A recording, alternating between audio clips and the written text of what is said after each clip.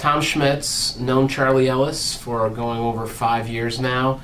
Met Charlie Ellis, I believe, in the pro shop, at Terry Casillo's pro shop in Schenectady, New York, when the Schenectady, what was then the Schenectady Racquet Club, was transitioning over to a Sportime facility. And Charlie was named the general manager at the time, and that was my first meeting with Charlie. And from there, it rapidly picked up, and he got involved in all my kids' lives and my life, because we spend a big part of our recreational life at Sportime. We play tennis year-round. It's what we do. It's what we've always done. That was 5 years ago. A lot has happened in that time, but that's how I've worked right alongside Charlie, because my family was kind of transitioning away from the ownership of Schenectady Racquet Club, and Charlie and Sportime were taking it on. And we helped him as best we could with who the go-to people in the areas were, and he took it and ran it from there and did just a wonderful job getting that place excited again and brought life back to it, and built, a lot of happiness there with a lot of tennis families and kids growing up playing there and at a competitive level. Prior to Charlie being involved with what I historically call Schenectady Racquet Club, the year before that arrival, let's put it this way, the ownership group was a dated ownership group. They had had their day in tennis here 20, 30 years prior. And at this point, they were just trying to pay their bills, pay their utility bills, pay their real estate taxes, and keep things going. But there was no incentive on those ownerships to put any more capital into the facility, to upgrade the facility.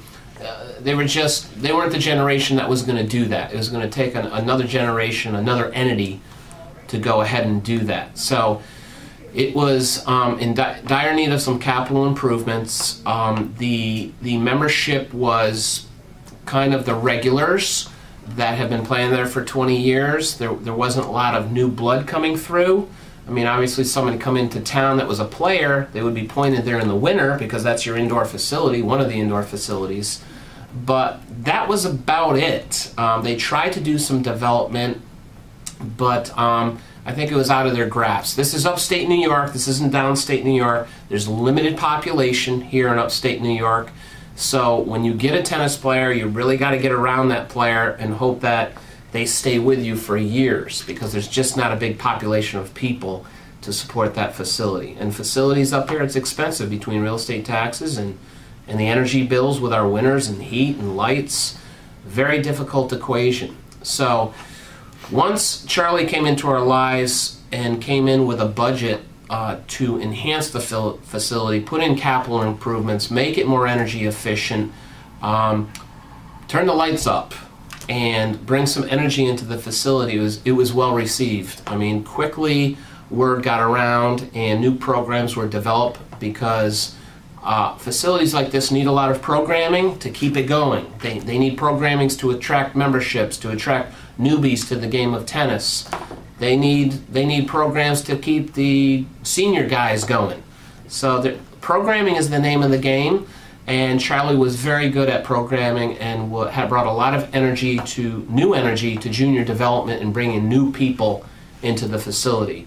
So between the capital improvements that were initiated with Charlie and the new programs, the place really picked up in activity, and the population of people that arrived there, it made a big difference to all of us. We would go there, and we actually had to reserve courts ahead of time. Otherwise we'd show up and there wouldn't be a court. I mean, that was new and different to our lives. Prior to Charlie coming to what was the Schenectady Racquet Club, the Schenectady Racquet Club had a very small staff. They had to watch every dime. Maintenance was a huge issue. They just had to keep it going. And even the pro in that day, I could say, you could almost say it's a part-time situation. So staffing was very small. After Charlie arrived, the demands were immense. Capital improvements came swiftly, and maintenance needed to be done. So obviously that picked up, and probably the most significant thing that I can recall was the pros that came in. Philippe was brought in, who is a pro, originally obviously from France, out of Forest Hills.